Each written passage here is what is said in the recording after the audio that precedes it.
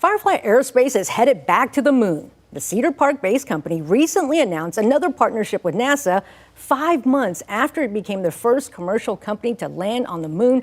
Firefly Spacecraft Program Director Ray Allensworth is here. Welcome to KVUE News Midday, Ray. Hi, thank you. So excited to have you here. All right, so NASA awarded Firefly that $177 million contract last month. What is Firefly going to build with that money? Yeah, so it's a really exciting mission for us. It's our 4th mission to the moon.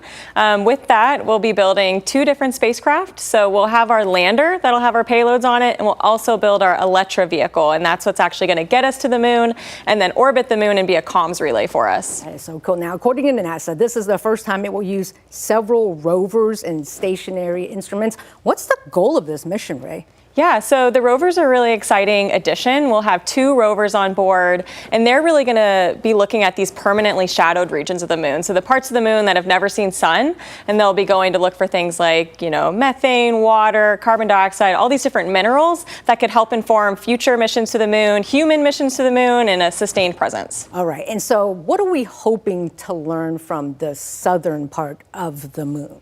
Yeah, so the South Pole is a really popular place. It's also where a lot of the future Artemis missions are going to go, so the human-rated missions. So these technology demonstrations are really to inform kind of what those missions will experience, particularly with humans in the loop. Ooh, that's so cool. All right, so when is that expected to come to fruition? Yeah, so this mission will launch in 2029. So we've got a few years to get the mission together. Yeah. What does it say about NASA's lunar exploration?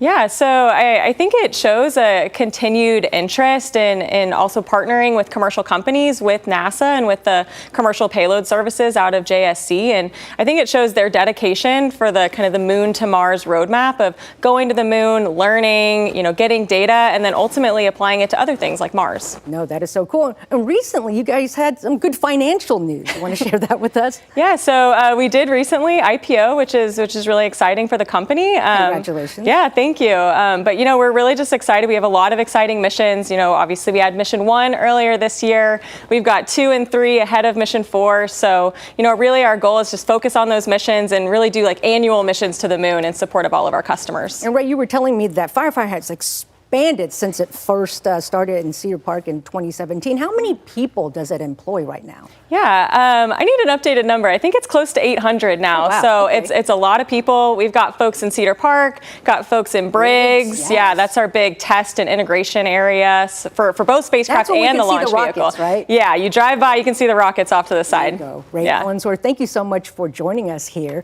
We appreciate your time and all the information about Firefly. Please come back to see us. Yeah, we will.